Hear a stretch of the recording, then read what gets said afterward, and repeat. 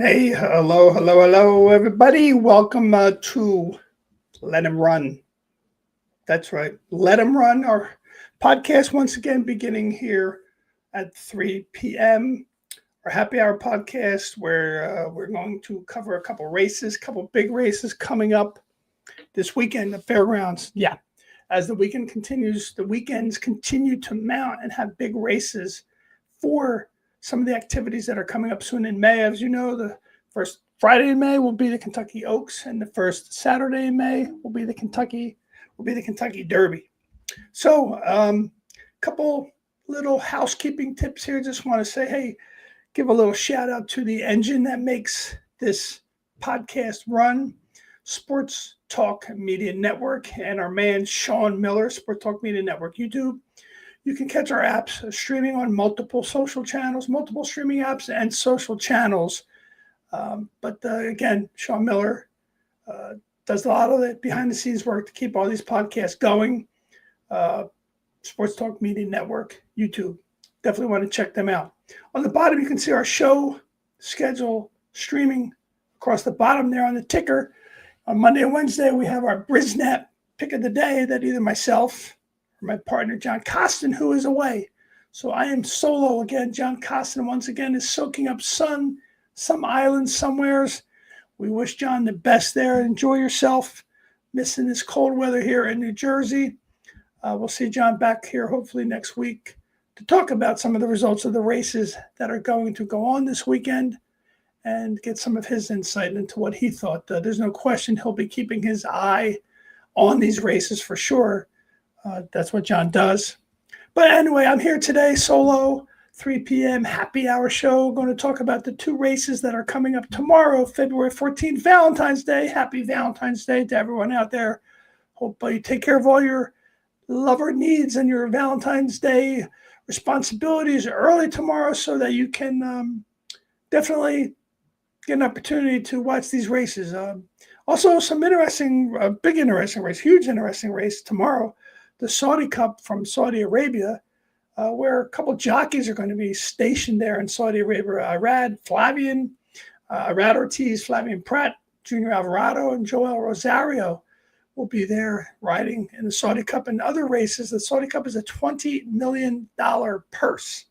Therefore, you're going to see jockeys flock over there to ride. Well, owners, trainers, etc., connections, let's just call them connections, are going to be flocking over there to Saudi Arabia to participate in the Saudi Cup. In addition, in that race will be Forever Young. So let's be sure to check that out, Forever Young. Certainly looking to cement his place as, one of the better horses around, for sure already has to some degree, but certainly getting the Saudi Cup on your resume also adds an opportunity for you to grow as a horse and be known as one of the best. Certainly already is with the connections that this horse Forever Young has. Should be a good race. There's a lot of good horses in the race to watch. I think it goes off early. I think it goes off at 12:40, so that could get your afternoon started off pretty nicely with a race of that magnitude. So we're going to talk about first the Rachel Alexandra race, which runs tomorrow. It is race 11 at the fairgrounds. 20 points will go to the winner. That will help that horse gain entry into the Kentucky Oaks on the first Friday of May. There was 8 horses scheduled to run in the race. The number 8, Agrippina, has been scratched. The connections indicate there's some kind of a coughing issue going on, so they thought better of it to give this horse a little break. In addition, I don't know if this had anything to do with it, Paco Lopez was scheduled to run the number 8 in the fairgrounds Rachel Alexandra race, which is tomorrow. Unfortunately, I hope wish a speedy recovery to Paco Lopez. Love seeing him ride at Monmouth Park during the summer meet that they have there. That they'll be opening that in May. I think either the week of Kentucky Derby or the week after the Kentucky Derby. But Paco Lopez, get well. He's certainly going to be off until the end of the fairgrounds meet at least, which runs through March 22nd. So certainly not going to see him back until then, for sure. So good luck, Paco. Hope your ankle does well and you get back to riding soon. I don't know the extent of the injury, but obviously enough to keep his feet out of the stirrup for a little while. And the word is at least until the end of the fairgrounds meeting, which runs until March 22nd. All right, let's get into it and let's talk about it. So race 11, a field of 7. There's no question that the focus is going to be on a couple horses. Obviously, the number 1, Just Singing, morning line 7-2, ridden by Hall of Fame jockey Johnny Velasquez and trained by Ken Sweezy. This horse certainly looks to be a player in this race, breaking from the rail. That could be a little bit interesting. I don't think this horse has run on the rail yet in the 3 races that this horse has run. Certainly having Johnny Velasquez on a young horse helps that horse have a better chance to break well and to put herself in a position to close. I mean, she closed impressively the last time out to come in third at the Goldenrod, finished off by just 1 length. Certainly looks very well, and now getting a rider upgrade with Johnny Velasquez on the mount for Long Machado. The horse is raced exclusively at Churchill Downs, so that could be interesting as well as we get closer to the Oaks race, which will be at Churchill Downs. So that horse is going to get a lot of attention. The other horse that's going to get a lot of attention, but not my attention, is the number 3, Bella Ballerina. This horse's sister, her half-sister, won the Oaks, pretty mischievous in 2023. This horse certainly is 2 for 2, lifetime. Tyler Gaffalione retains the mount for trainer Brendan Walsh. There's no question you've got to keep your eye on this horse in this race. The horse I'm liking is the number 6, Love Your Neighbor. This has an angle that Johnny Costin, my partner, would love. And certainly I think this is relevant to this horse. So certainly this horse is the most experienced, has 5 races under her belt. Won one time, came in second 3 times. Last 3 times. First race out, raced in slop. No, slop didn't bother him, not with the breeding this horse has. The slop's not going to bother this horse, and it won. She won. The second time out went on synthetic. Did not like synthetic at all. Had a terrible trip, didn't run at all, gave way at the end, finished 23 lengths out of first place. Did not like the synthetic at all. Next race was in the slop again. Okay. Again, ran well, came in second. Optional claim, $125,000 race, certainly held her own in that race. So, hadn't have a chance yet to get on a fast track. Well, guess what? The last 2 times put up a pretty good buyer of 81.80, but came in second. Both times ran good races, stalked, tracked the speed in the race, but couldn't finish the deal. Only lost by a neck last time out. So this time, I think this horse is going to be in a good spot with the blinkers on. If you look at the workouts this horse had, John Costa, my partner, loves this angle. The 2 workouts this horse had since she put the blinkers on are impressive. I think that's where you're going to see Louis size up. He can finish the job this time, but not necessarily with a front-running run, meaning I don't think this horse is going to go to the lead and take the lead and try and run them off their feet. I think just Louis Saez is going to have a sense of how it's going to break. And with the speed that this horse has shown in the workouts, knows that he doesn't necessarily need a front-running ride, could get a tactical ride. And at 6-1, I like this horse at 6-1. And I'm going to tell you right now, like I did, if you watched our show from Monmouth Park when we were there for the Holy Bull, and myself, particularly myself, but we all liked Nearly, who won that race impressively with John Velasquez on board. That's my horse in the Derby. I said it then, before the race. I said it after the race. I say it now. Hopefully he stays well, gets in the race.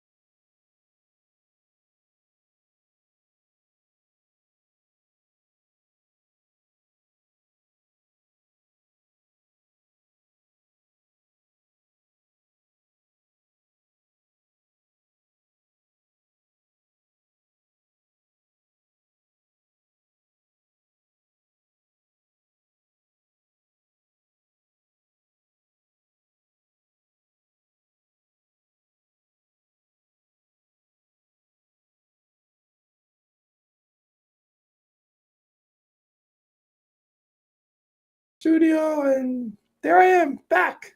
Blurred out again in the background, but back. Apologize. Don't know what.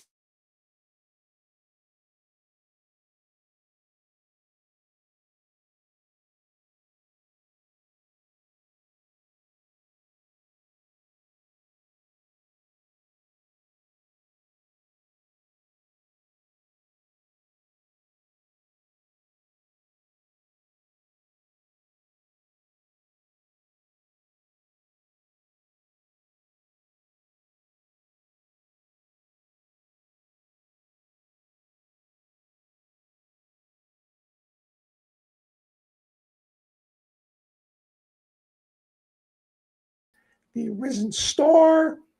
Um, Again, a nice field of 8 horses here. Kind of relatively small field. Usually see about 10. The biggest thing about this race, though, 50 points to the winner. I mean, essentially a win and you're in bet, if you want to call it a bet, but a win and you're in opportunity, 50 points to the winner to get in to the Kentucky Derby. If you win this race, you're very likely, if you stay healthy, and we wish that they do, this horse will have an opportunity to run in the Kentucky Derby. So a lot of focus going to be on the number 4, Paladin. No doubt that horse is going to be, big time favorite come post time. Morning line is 8-5. Be lucky if it gets anywhere near 8-5. Basically undefeated, even though it came in second, was moved up to first the first time it ran. What's interesting is, Flavien Prat is not on the horse. As we mentioned earlier in the show, Flavien Prat is in Saudi Arabia. So they're putting on the horse Tyler Gaffalione. That's not a problem. Nope, that's not a problem, I don't think. I mean, you're going to get a good ride out of him. It's just the horse, the jockey is a little bit, unfamiliar with the horse. I'm sure he's ridden him. I'm sure he's been on him several times to get used to him. But this horse is the only horse that has won at this distance of 1 1/8 miles so far. That doesn't mean no one else can win, but certainly I would say if you're going to use this horse, it's got to be used on top.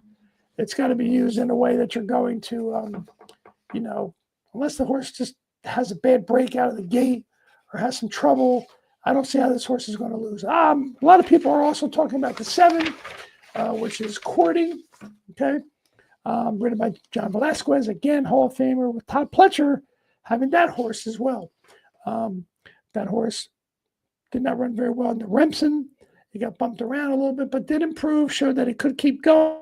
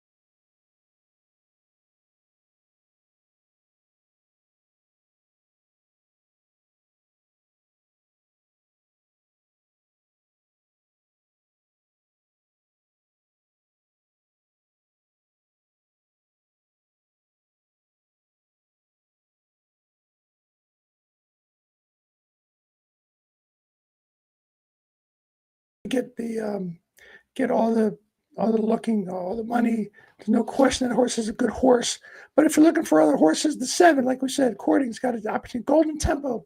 A lot of people like that horse, think that horse is going to close very strongly. That's kind of the horse that has, you have, Jose Ortiz on that horse. Jose Ortiz did not go to Saudi Arabia, stayed here.